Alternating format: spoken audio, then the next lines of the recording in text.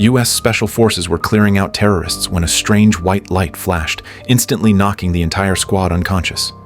When they woke again, they found themselves surrounded by monsters possessing overwhelming combat power, and even a full magazine of bullets left the creatures completely unharmed.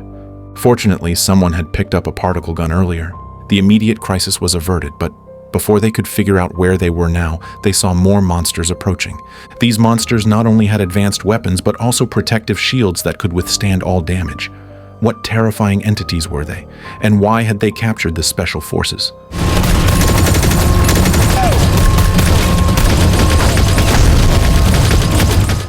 Without further ado, the story begins. In the future world, a highly trained U.S. Special Forces unit was on a mission, aiming to eliminate a terrorist stronghold in one decisive strike. The Special Forces had a meticulous plan and advanced equipment, slipping quietly into the terrorist headquarters and catching the enemy completely off guard. They quickly cleared obstacles, seized high ground, and terrorists were instantly killed the moment they showed themselves. Soon, the ground was littered with numerous bodies. However, the terrorists quickly reacted, grabbing their weapons to counterattack, and an intense firefight erupted between both sides. The terrorists, leveraging their numerical advantage, managed to corner the Special Forces.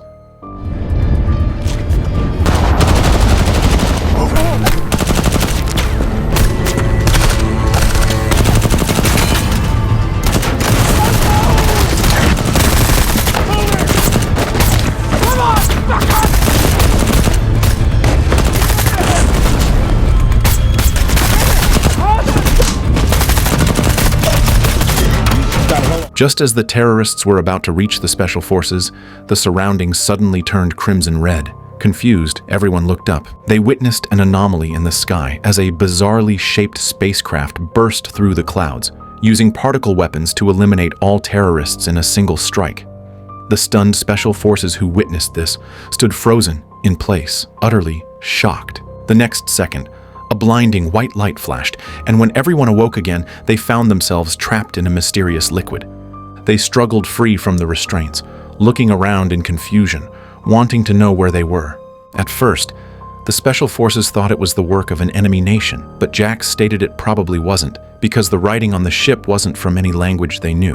Reyes said it listed everyone's names and their unit's designation, like details written for Collectibles. When asked how Reyes could read the writing, he said he didn't know, but just understood it. At that moment, Rhodey exclaimed in surprise that empty magazines were now filled with bullets. The others hurriedly checked their weapons and found the same situation. Utterly perplexed, they wondered why their captors would help reload their weapons, and what the purpose was. Nash said now wasn't the time to dwell on it. Whoever captured them would surely return to check, so they had to leave immediately. Grabbing their weapons, they cautiously searched for an exit. Seeing a door, Gibbs unconsciously approached and placed his hand on the wall. Rhodey asked what he was doing, and he replied he didn't know, but instinctively felt he should. The door didn't open, so they forced it open with brute strength, then continued exploring the ship. Spotting a passage resembling a ventilation duct, Reyes crawled inside, intending to follow it to find the communications room. He successfully reached the other side of the hatch and immediately signaled the others it was clear. But when they regrouped, they were shocked to find horrifying claw marks and impact scars on the door, likely signs of someone desperately trying to escape after seeing something terrifying. Now they were also baffled. The place was like a maze, and after walking for a long time, there was simply no exit. As if forgetting about seeing the spacecraft, they began speculating they might be underwater, possibly in some kind of underwater prison. If underwater, there should be an airlock, so the squad quickly set off to find it. Not far ahead, they saw a trail of fresh blood leading to a door, clearly left very recently. Gripping their guns tightly, they followed the blood trail forward, wanting to know what had happened. Entering a smoke-filled chamber, a drop of blood suddenly landed on Reyes's forehead. Looking up, he saw countless decapitated bodies hanging upside down, several already desiccated.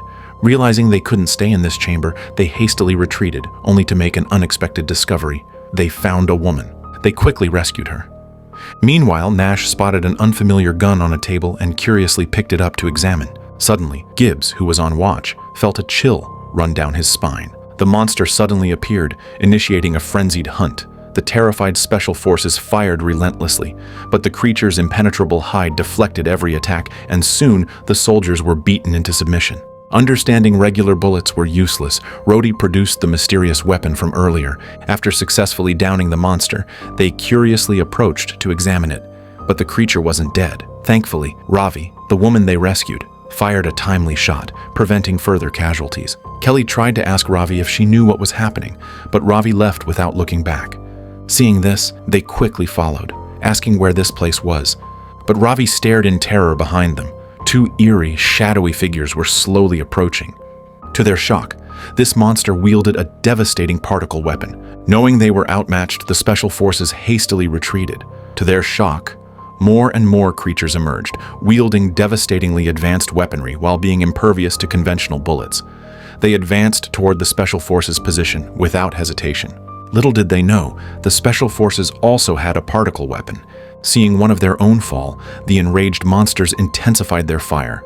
Just as the squad was about to be finished, Ravi suddenly slammed shut the bulkhead door in front of them. They narrowly escaped and quickly used a knife to wedge the bulkhead door shut. But this wouldn't hold for long. They needed to find a way out. Luckily, there were pipes overhead, and they climbed up one by one, leaving only Reyes covering the rear. The knife jamming the door was knocked away, and seeing this, Reyes desperately laid down suppressive fire before scrambling upwards. He had just climbed into the pipe when a monster suddenly grabbed his ankle and violently yanked him down. Then the monster prepared to climb up the pipe for a slaughter. Fortunately, Rhodey had the particle weapon and managed to temporarily drive it back. Soon, the survivors climbed through the pipes into another chamber. Kelly did a head count and realized only 4 were left. Immediately, sorrow and despair hung over everyone. Nash had completely broken down, shouting that the monsters were impossibly powerful, with advanced weapons, clearly alien beings from a higher civilization. How could they possibly fight them? Seeing this, Kelly told Nash to stop talking nonsense and asked Rhodey how he knew how to use the particle weapon. Rhodey was clearly baffled too, shaking his head saying he didn't know. Of course, strange things didn't stop there. Kelly previously didn't know Russian but now could converse fluently with Ravi, who spoke Russian. Kelly asked what those monsters were, and Ravi said it was just as Nash had guessed. Hearing he was right, Nash yelled that they should have believed him sooner. Kelly ignored Nash and asked Ravi where they were. Ravi answered an alien spacecraft. Realizing the soldiers weren't bad people, Ravi admitted she actually knew English and was heading to a safe place. Nash thought Ravi was joking, roaring that on an alien spacecraft there couldn't be a safe place. They'd be better off hiding where they were. Kelly and Rhodey discussed seizing control of the ship because his daughter was waiting for him back on Earth. Nash called it a pipe dream, saying one alien could easily take their whole squad. Who knew how many aliens were on the ship? Acting rashly was suicide. Rhodey couldn't stand Nash's constant negativity anymore and grabbed him by the collar, finally silencing him. Meanwhile, the dead soldier was taken to a lab. The aliens brutally smashed his bones and used advanced tech to extract his memories, learning everything the soldiers had done since boarding. The earlier hunt was a mere appetizer. Next, they would continue their deadly game of cat and mouse. Following Ravi for some time, the soldiers surprisingly hadn't encountered any aliens. It seemed she had lived on the ship long enough to know its layout fairly well. Kelly asked Ravi how many aliens there were, maybe dozens. Ravi said far more, adding that the ship was covered in motion sensors, so the aliens knew exactly where they were hiding. The reckless Nash immediately waved in front of a sensor, making Jax want to slap him. Kelly then asked why the aliens had captured them. They continued following Ravi into a massive chamber filled with many containers. They moved closer to see what was inside, but the grimy surfaces made it impossible. They didn't linger and kept moving. Suddenly, Jax called for a stop, spotting a relatively clean container above. To their horror, the container was filled with human remains. They swallowed hard in fear and glanced nervously around the room. Thousands upon thousands of containers surrounded them. This was very bad news. Ravi insisted they had to leave immediately. Meanwhile, the alien leader Scars used a device and easily pinpointed the soldiers' location. Elsewhere, Ravi and the others reached a chamber stacked with shipping containers. Kelly wondered what was inside, and Ravi said possibly useful things.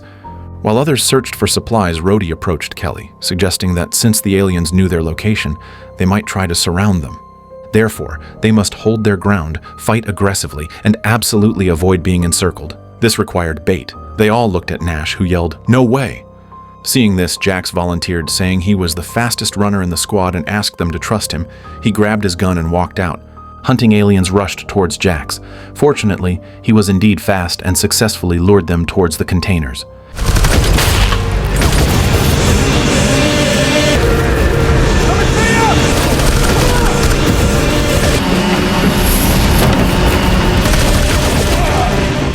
Kelly and the others, lying in ambush, swiftly launched their attack. The aliens were caught off guard, and the first wave was completely wiped out.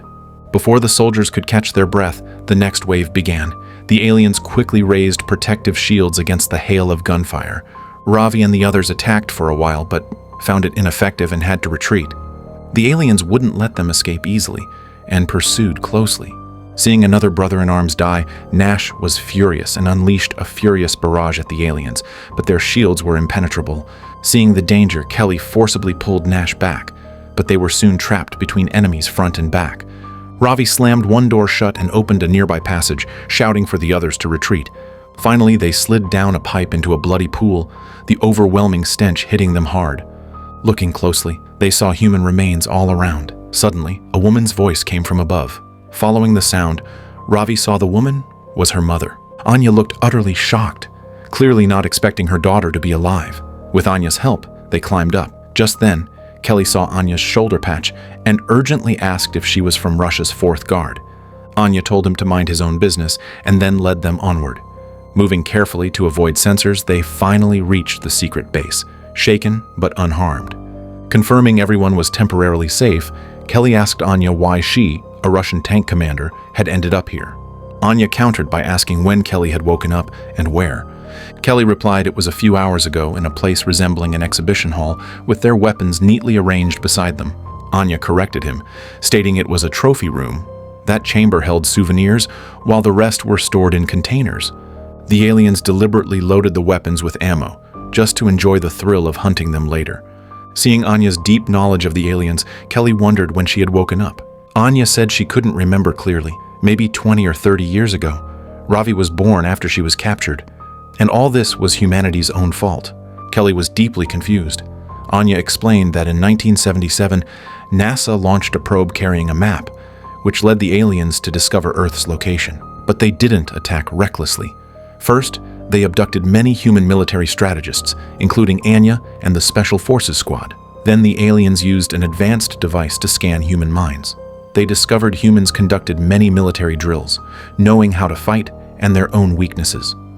The aliens then destroyed Earth within weeks, so there was no point thinking about going home now. The device connection was two-way. While the aliens extracted human knowledge, humans gained special abilities like Kelly suddenly speaking Russian.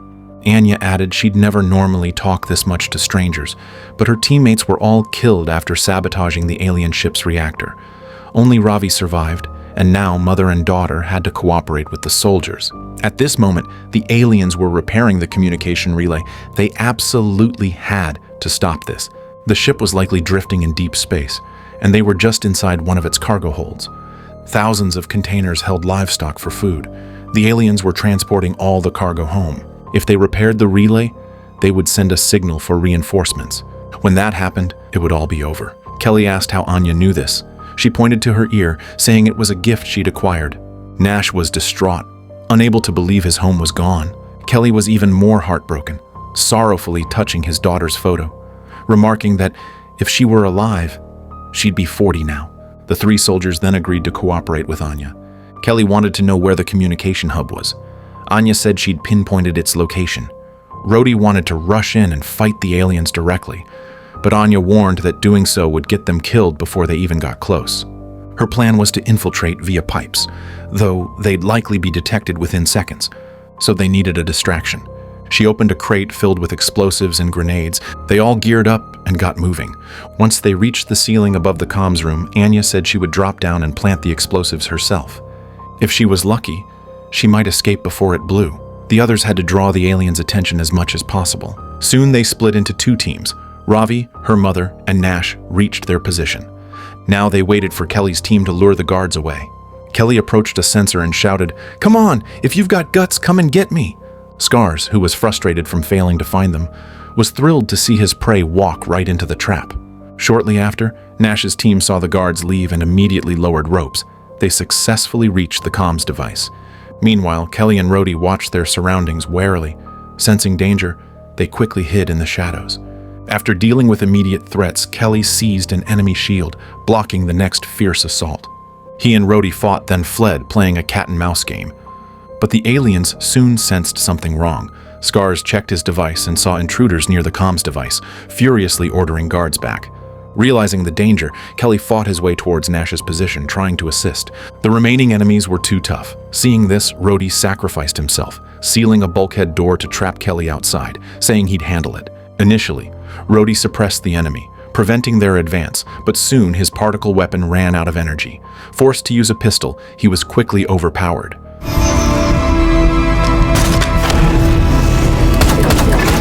Without hesitation, Rhodey pulled the grenade pin. Ravi's team was still planting explosives when Anya heard aliens approaching. She told Nash to guard the door while she kept working. 2.5 seconds later, the aliens stormed in. They fought back fiercely with everything they had, but Anya knew they couldn't hold out much longer, so she covered Ravi's escape. She then ordered Nash to retreat, but she couldn't hold out for long. Soon after, she fell to Scars' weapon.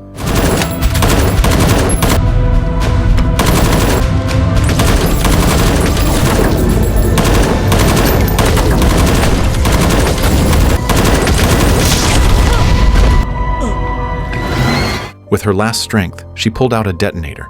Nash, seeing this from afar, hurried Ravi away. A massive explosion destroyed the comms device, but Nash and Ravi were in dire straits. Having grown to love Ravi during their ordeal, Nash hid her to protect her, then shouted to lure the aliens elsewhere. Meanwhile, Ravi thought she was safe and climbed out of a hiding spot, unaware of danger behind her. Kelly was still trying to find them when he stumbled upon a holding cell. Inside were other captured humans. Faced with their desperate pleas, Kelly knew helping them would reveal his position. His mission forced him to withdraw, but before he could retreat, he was ambushed and imprisoned. Waking to find Ravi there, she tearfully said her mother was dead and Nash was missing. Just then, several aliens dragged Kelly angrily to a processing area, hanging him upside down, ready to be processed for storage at the critical moment. They then freed everyone in the prison cells. But the alien forces soon attacked. Kelly's trio emptied their magazines but failed to kill the enemy, just as they were at a loss.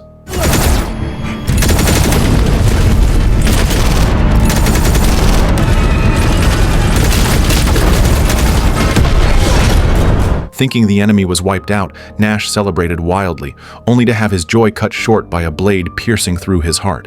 Leader Scars angrily forced open the door, confronting Kelly. Kelly grabbed a dagger, shouting for Ravi to run. What followed was the ultimate showdown between the two leaders. Kelly held his own for a few moves, but Scars activated his shield even in close combat, attacking and defending seamlessly, beating Kelly until he coughed blood. But Scars underestimated him.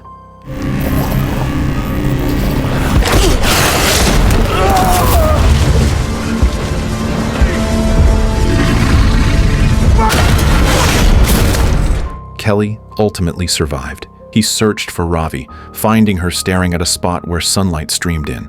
Kelly climbed a ladder towards it and saw familiar structures. The film ends here.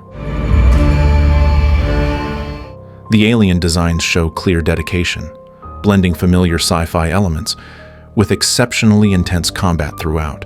Every Special Forces member is vividly characterized, fearlessly brave, yet possesses unique traits. But the aliens' strength seemed wildly inconsistent. At first, they appeared invincible, immune to all weapons, yet in the end, their leader Scars was crushed to death by an iron door, which felt a bit too dramatic. That concludes today's movie breakdown. See you next time.